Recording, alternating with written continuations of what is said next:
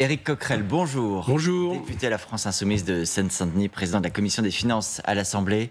D'abord, cette rixe dans la Drôme qui a provoqué beaucoup de réactions. La mort d'un adolescent le week-end dernier. Thomas, 16 ans, mortellement blessé devant la salle des fêtes de Crépol. Une marche blanche aura lieu demain. Le ministre de l'Intérieur, Gérald Darmanin, s'est exprimé hier soir pour qualifier ces faits d'ignobles et d'inacceptables, ajoutant cela s'appelle l'ensauvagement. Est-ce que vous partagez ce diagnostic, l'idée d'un ensauvagement de notre société? Non. Pourquoi non? Et d'abord, je me méfie quand même de prendre un fait divers abominable, ce qu'on appelle un fait divers, et à partir de là, de déterminer quelque chose qui crée une aggravation. J'ai le privilège d'un certain âge, et je me souviens qu'on a eu beaucoup de ministres de l'Intérieur depuis des décennies qui nous expliquent à chaque fois qu'un cran a été franchi et autres. Donc c'est malheureusement des rixes de ce type-là, ça survient. Il y avait eu, je crois, dans la même région d'ailleurs, il y a quelques années, si vous vous souvenez bien, un jeune qui avait été tué à la sortie d'une boîte de la même manière. Bon, est-ce que j'allais dire, c'est des choses qu'il faut analyser, comprendre. Il faut voir si c'est en aggravation. Je ne crois pas en termes de fréquence. Donc je dis attention un peu à partir de là, renchérir sur la question. Bon, mais si vous voulez être prudent sur les termes de votre... C'est surtout abominable pour les proches, la famille, etc. Pourquoi le ministre de l'Intérieur a parce que c'est un peu ce terme? Parce que c'est un peu sa manière de réagir. C'est souvent les ministres de l'Intérieur, en général, qui renchérissent un peu sur le côté parler toujours plus de sécuritaire, parler toujours plus d'une société qu'on ne comprendrait plus. Voilà, moi je pense qu'il faut faire attention à ne pas utiliser politiquement ce genre d'événement qui, si on regarde très franchement les journaux, l'actualité, année après année, on s'aperçoit malheureusement qu'il y a eu tout le temps des événements de ce type, quoi. Alors, il y a parfois malheureusement des coïncidences d'actualité. Il se trouve que là, l'actualité, c'est aussi l'agression d'un jardinier à Villecresnes, dans le Val-de-Marne. D'après une source policière, son véhicule bloquait la sortie d'une impasse. Un homme de 75 ans lui a alors porté un coup de cutter à la gorge après avoir proféré des insultes racistes à son encontre. Réaction là encore du ministre de l'Intérieur ce matin. Il dit « J'apporte tout mon soutien aux jardiniers agressés. Le racisme et la violence n'ont pas leur place ». Est-ce que là, pour le coup, vous souscrivez Oui, là, je souscris, oui. Et j'attendais qu'il réagisse. Hier, j'ai fait un tweet en lui demandant d'ailleurs qu'est-ce qu'il en pensait. Pourquoi ? Parce que des agressions de ce type, bon, le jardinier était traité de bougnoul, pour être rapide, des agressions de ce type qu'on pourrait caractériser d'islamophobe ou de racisme anti-musulman ou racisme anti-arabe, ce que vous voulez, il y en a pas mal en France en ce moment. Il y a eu une mosquée en Gironde qui a été taguée de manière très grave il y a quelques jours. Il y a dans les simples faits que je connais, il y en a eu d'autres, il y a la mosquée de Nanterre qui a reçu des menaces de mort, etc. Donc on sait que c'est quelque chose qui existe depuis maintenant des années, et je pense qu'il faut réagir, surtout dans le moment où nous sommes. C'est-à-dire, on voit bien que certains aimeraient bien importer le conflit géopolitique qui est celui du Proche-Orient, dont on va parler ensuite, je pense, en un conflit de religion en France, c'est-à-dire qui pourrait charrier de l'antisémitisme, et il y en a plus depuis quelque temps, indéniablement, mais aussi à l'inverse de l'islamophobie. Donc je pense qu'il faut être très ferme là-dessus, sur l'un et l'autre, et je suis assez satisfait que, pour le coup, le ministre de l'Intérieur réagisse. Donc vous ne croyez pas à l'ensauvagement du pays, en revanche, vous croyez à l'idée d'une augmentation du racisme et de l'antisémitisme en France? Je pense que les idées racistes dans le pays augmentent peut-être moins d'ailleurs dans la population que chez certains responsables politiques. Moi je pense qu'il y a une extrême droitisation du paysage politique. On le voit sur la loi de l'immigration, c'est-à-dire que vous avez une espèce de surenchère et qu'on parle de plus en plus extrême droite sans même s'en rendre compte. Et donc ça, c'est quelque chose qui est évidemment négatif, surtout dans le moment, je vous dis, où certains aimeraient bien transformer le conflit du Proche-Orient en conflit géopolitique de religion et l'importer en France. Et sur ça, il faut être très ferme, il faut dire non, ni antisémitisme, ni islamophobie, et de ce point de vue-là, je pense que c'est bien que le ministre de l'Intérieur ait réagi. Sur ce que vous venez de dire, sur la parole publique, Jean-Luc Mélenchon s'est également exprimé hier. Alors, il dénonce bien sûr, je le cite, une ignoble tentative d'égorgement, arabophobe, dit-il, c'est le mot qu'il emploie, mais il ajoute, c'est le résultat, de son point de vue, du laisser-aller raciste dans la sphère publique. La classe médiatico-politique doit se ressaisir. C'est-à-dire, où elle laissait aller Vous ne trouvez pas que dans beaucoup de médias, vous avez une espèce de déchaînement? Par exemple, j'entendais il y a peu parler d'antisémitisme couscous. C'était sur une de vos antennes il n'y a pas très longtemps. Il y a des choses qui... des propos qui, effectivement... Voilà, il y a des choses qui... Il y a une espèce d'environnement qui est pas très positif. Je vous dis, Je pense que à force de flatter l'extrême droite et à force d'essayer de parler avec ces mots, eh bien, on a quelque chose qui, dans notre espace politico-médiatique, notamment au centre, à droite, etc., reprend ce type de thématique. Donc, il faut être très ferme là-dessus. Et encore une fois, je donne peu de compliments à M. Darmanin, mais là, je suis satisfait qu'il réagisse en nommant les choses. Voilà. Et là, c'est clairement une attaque raciste. Dans l'appel de Jean-Luc Mélenchon, il y a également un appel au sang-froid. Il dit l'unité du peuple repose sur notre sang-froid. Le sang-froid de qui? Est-ce que c'est la qualité première de Jean-Luc Mélenchon et des Insoumis, le sang-froid? Bah oui, je pense qu'il parlait du sang-froid global de la classe politique. Oui, mais à commencer par vous-même peut-être. Et à lui-même. Non, du sang-froid global de la classe politique. Moi, je pense pas que nous soyons ceux qui perdent le plus le sang-froid, par exemple, de la manière de traiter aujourd'hui le conflit. Ah bah par exemple, tous ceux qui, depuis quelque temps, nous traitent de tous les noms d'oiseaux parce que nous sommes permis de dire depuis quelques semaines qu'il fallait un cessez-le-feu, que c'était un conflit géopolitique au Proche-Orient et non pas une guerre de religion, qu'il fallait le traiter en tant que tel. Ce sur quoi maintenant d'ailleurs le chef de l'État Emmanuel Macron vient, ce qui est positif. Je pense que la manière dont on a été attaqué, c'est une perte de sang-froid. Oui, je le crois. Je crois que la manière, je vais continuer, la manière dont à un moment donné, aussitôt qu'il se passe quelque chose dans ce pays, par exemple de violences policières et autres, on estime que la principale force d'opposition qui pose cette question, qui est évidemment cruciale, en réalité n'aime pas la police ou serait, la manière de caricaturer notre position, la manière de l'extrémiser, je pense que c'est une perte de sang-froid qui n'aide pas au débat républicain, au débat démocratique, par exemple. Mais quand il y a eu la marche contre l'antisémitisme, à laquelle vous n'avez pas souhaité participer, c'est votre droit. Et que Jean-Luc Mélenchon dit c'est un soutien inconditionnel au massacre. C'est pas une preuve de sang-froid. Ce sont des invectives qui sont lancées à des gens. Mais ce qui n'est pas le sang-froid, je ne vais pas passer mon temps à commenter tel ou tel titre. Ce qui n'est pas, je vais vous dire, ce qui n'est pas le sang-froid, c'est qu'à un moment donné, quand vous avez un événement de l'ampleur de ce qui se passe au Proche-Orient et vous avez certains qui essayent justement de l'introduire en France pour semer la division en pointant du doigt des responsables qui seraient les responsables de l'antisémitisme. On voit bien la marche, par exemple, était liée avec une vision du conflit qui était la vision, on va dire, du gouvernement israélien. C'est-à-dire une vision où le conflit commençait... Laissez-moi finir. Le conflit commençait le 7 octobre. Le conflit commençait le 7 octobre et l'antisémitisme commençait quelque part le 7 octobre dans ce pays, alors qu'on sait que, et c'est très documenté, l'antisémitisme dans ce pays est encore très majoritairement venu de l'extrême droite, où le nom n'est même pas prononcé dans cet appel. Donc je dis que cette marche, c'est pas quelque chose qui était de nature à unifier les Français, par exemple, contre l'antisémitisme, évidemment, mais aussi contre toutes les formes de racisme dont on vient de parler précédemment. En cela, je pense que oui, il y a une perte de sang-froid dans la manière dont quelque part, on utilise ce conflit pour soit marginaliser une opposition, soit créer des divisions dans le pays. Je pense que ce n'est pas là, il y avait une perte de sang-froid. Voilà, je pense que c'est pas de cette manière-là qu'il faut faire.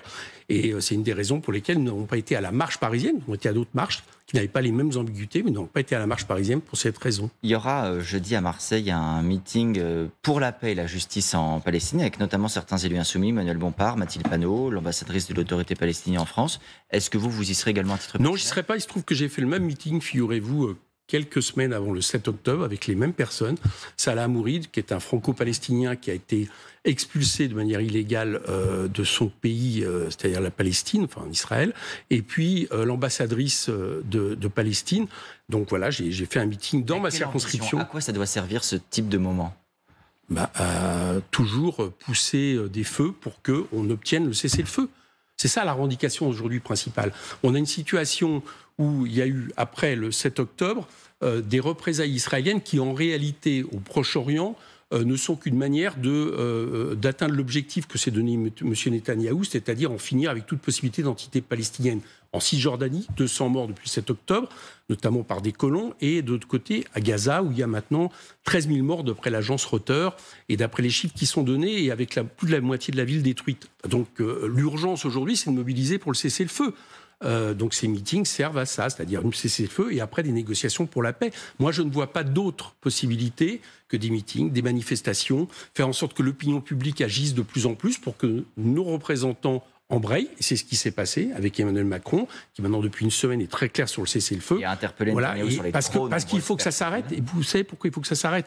C'est que tout ça va faire le malheur des deux peuples. peuple palestinien, on le voit aujourd'hui, hein, qui est c'est pas moi qui le dis, c'est l'ONU qui parle de risque génocidaire, mais également le peuple israélien, parce que on ne peut pas être un État colonial en guerre contre un autre peuple en permanence sans soi-même changer en réalité de nature. Et je pense que c'est ce qui menace Israël. Est-ce que vous considérez que le chef de l'État fait ce qu'il faut? Vous dites, il y est venu. Il a dénoncé, pour le coup, les trop nombreuses pertes civiles à Gaza. Il l'a dit à Benyamin Netanyahou. Est-ce que la France, à sa place, le chef de l'État français, peut faire davantage, au-delà des mots? Maintenant, oui, il faut réfléchir à savoir comment on pèse plus. Alors, est-ce que ça passe par peut-être déjà arrêter de vendre des armes à Israël, peut-être des sanctions? Il faut réfléchir à des sanctions économiques. En tout cas, il faut faire quelque chose. Dans n'importe quelle autre situation, aujourd'hui, on serait en train de parler d'une interposition de l'ONU. Dans n'importe quelle situation. C'est-à-dire, dans la situation d'un pays qui, depuis des décennies, enfreint toutes les règles, toutes les résolutions de l'ONU, avec une colonisation accentuée de la Cisjordanie, avec un blocus et maintenant un envahissement de Gaza, une destruction de Gaza, on aurait une situation où je crois qu'on parlerait de ça. Et comment on s'interpose? Comment? Pourquoi c'est pas le cas cette fois-ci, à votre avis?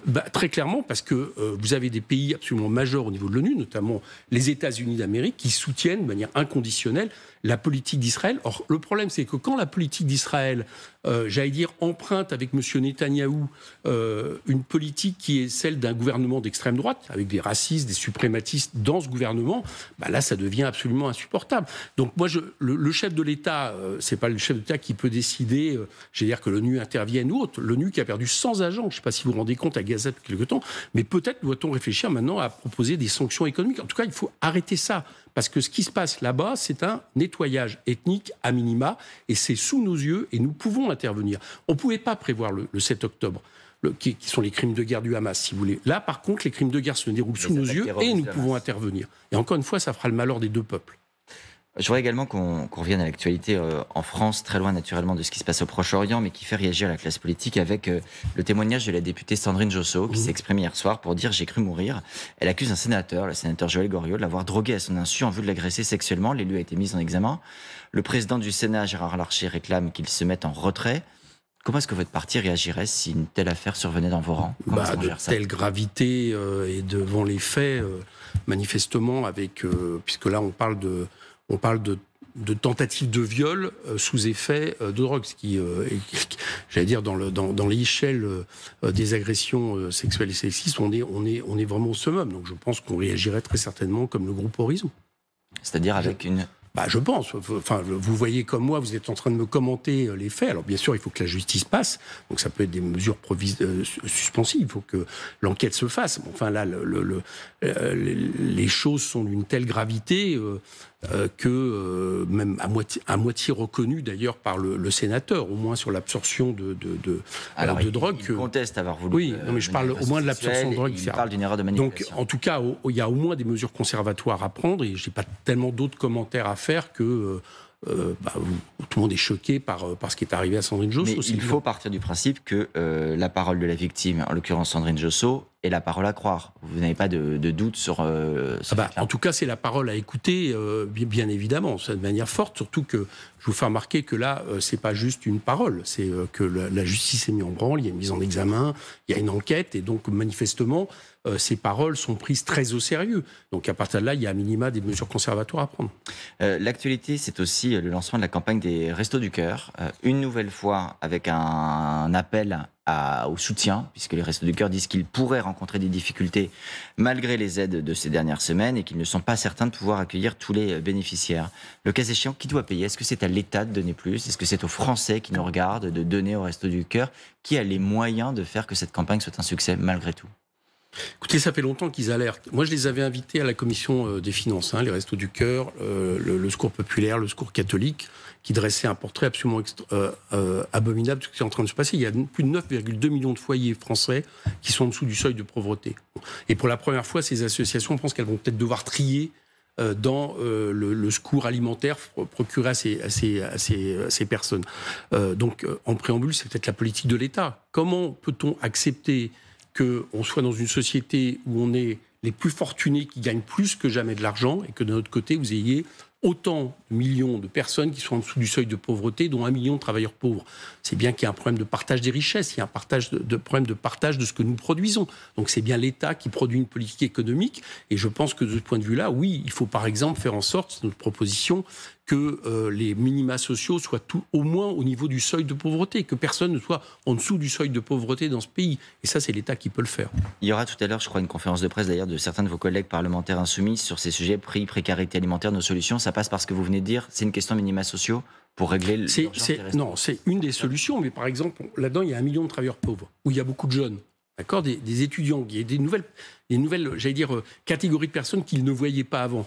Donc ça veut dire que on doit, par exemple, revaloriser les salaires, revaloriser le SMIC. Nous, on est pour indexer les salaires maintenant sur l'inflation. On est pour traquer ce qu'on appelle le travail précaire, de façon à ce que les gens puissent gagner correctement de leur vie à partir du moment où ils travaillent.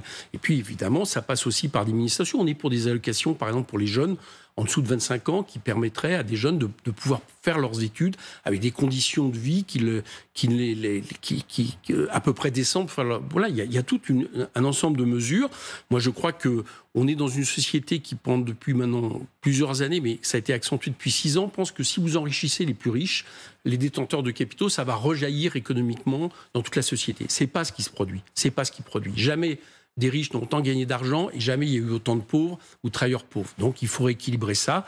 Alors on a proposé nos 2 niches, l'indexation sur les salaires. On propose aussi des efforts pour le logement des jeunes, des étudiants. Le logement qui est une bombe sociale dans le pays absolument terrible. Il va falloir choisir. Je rappelle juste pour nos téléspectateurs, dans quelques jours, il y aura cette journée parlementaire dédiée aux propositions de la France Insoumise. Vous avez raison, vous proposez l'indexation des salaires, l'encadrement des marges pour les industries, enfin certaines industries.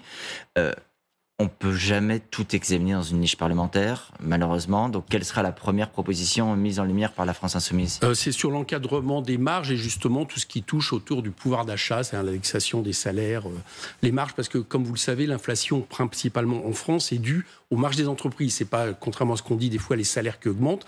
Il y a dans l'agroalimentaire, dans l'énergie, c'est plus 40% de marges qui ont été produites en 1 an. Donc il faut, par exemple, encadrer les prix. Il faut bloquer les prix de certains produits alimentaires. Et puis il faut d'un autre côté faire en sorte, c'est une des autres mesures qui va être en priorité, faire en sorte d'indexer les salaires à l'inflation, qui me semble être une mesure de bonne loi quand l'inflation remonte de manière aussi forte. Pour le coup, la proposition que vous aviez faite, enfin vous les insoumis d'abroger à la réforme des retraites, on est d'accord que ça c'est mort et enterré. Il n'y aura plus de recours, vous ne retenterez pas. Mais on ne peut pas le faire, figurez-vous. Non, là vous vous trompez. Ah, vous en êtes empêché ? On en est empêché de manière, alors là, qui moi m'étonne. Du respect de la procédure. Une procédure, oui, mais qui se fait en dehors de tout cadre réglementaire. C'est-à-dire que la présidente de l'Assemblée et le bureau de l'Assemblée ont décidé d'empêcher une proposition de loi qui avait déjà été jugée recevable par le même bureau de l'Assemblée. C'est une première. Ça va. La présidente de l'Assemblée intervient. Voilà, je crains que vos téléspectateurs ne comprennent pas bien la gravité de ce qui est en train de se passer. C'est-à-dire qu'on invente un règlement pour satisfaire aux aspirations politiques de la majorité, entre guillemets, qui est de ne pas revoir une loi d'abrogation des retraites pendant ce mandat. C'est quand même assez grave, parce que ce règlement, normalement, ne le permet pas. La seule personne qui, théoriquement, est apte à juger de ce qu'on appelle l'article 40, de la recevabilité, c'est moi. Et donc là, il y a une décision de la majorité de passer outre, en dehors de tout règlement. Donc je trouve que c'est assez grave, mais c'est aussi une manière de considérer, alors avec le 49.3, c'est une autre forme, la démocratie parlementaire dans ce pays qui est mal en point, je trouve. Mais c'est un état de fait que vous acceptez, devant lequel... Désolé que je vous fasse. Oui, eh bien, c'est une bonne question que vous posez, parce qu'il n'y a pas de recours. Voilà, il y a un règlement interne de l'Assemblée. Le bureau de l'Assemblée a pu décider qu'il passait outre absolument tous les règlements, et on cherche aujourd'hui la manière dont on pourrait avoir un recours. Peut-être au niveau d'institutions européennes, on va regarder, mais enfin, il y a quand même un problème. Moi, là, on franchit des lignes rouges après des lignes rouges de la part de cette majorité. Je voudrais vous entendre également sur un sondage publié ce matin par nos confrères des Échos, sondage de l'IFOP sur les futures européennes. Alors, à prendre bien sûr avec beaucoup de prudence. Les européennes sont dans plusieurs mois, c'est le 9 juin. C'est une photo à l'instant T, mais ça nous montre quand même un RN très puissant, à 28% d'après cette enquête d'opinion. La majorité présidentielle est 19%. La gauche plus loin, le total de la gauche est toujours aux alentours de 30%, mais avec le PS en tête, 9%. Les écologistes 8, LR 8, bon, et les insoumis 7. Potentiellement, ça peut vouloir dire qu'à l'issue de ces européennes, le leadership à gauche peut être du côté du PS. Vous reconnaissez les européennes en général ne donnent pas la hiérarchie à gauche. Moi, je l'ai remarqué depuis quelques années, notamment par la typologie de l'électorat qui va voter. Il y a une très forte abstention, il y a une surreprésentation en général des classes moyennes, des classes dans ce pays. Donc ça ne donne pas forcément la hiérarchie qui après se montre aux élections nationales. Donc on verra bien. Moi j'ai surtout l'impression, si vous voulez mon avis, les élections nationales pour faire les hiérarchies et les ordres. Ah, je pense, oui. Pourquoi ? Bien évidemment, parce que vous avez une abstention encore plus forte et que vous avez toute une catégorie de population, notamment dans les classes populaires hautes, qui ne vont pas voter aux européennes. Votre électorat va moins voter. Oui, et donc, oui, mais donc. Non, mais si chacun dit mon électorat va pas voter, c'est moins légitime. Non, mais vous me demandez si. Non, oui, vous me demandez si. Vous me demandez si c'est. Si le paysage politique qui sort des européennes est un paysage politique fidèle à ce qui est dans le pays, en général, ça n'a pas été le cas. Bon, quant aux chiffres que vous me donnez, vous admettrez que 7, 8, 9, on est dans les marges d'erreur, donc on verra bien à l'arrivée. On est encore très loin des européennes. Moi, je pense qu'aujourd'hui, c'est pas la préoccupation des Français. La préoccupation des Français, c'est le pouvoir d'achat, ce qui se passe au Proche-Orient, les questions environnementales. On verra bien d'ici là le résultat. Quant au Rassemblement national, on lui dit tellement que de toute façon il sera fort qu'à la fin ça devient une prophétie autorisatrice. On se demande si c'est pas ce qu'on souhaite en réalité. Alors, vous nous prêtez des intentions qu'on n'a pas forcément, mais on aura l'occasion d'en reparler. Je parle en général. Merci beaucoup Éric Coquerel d'avoir été sur le plateau de L6.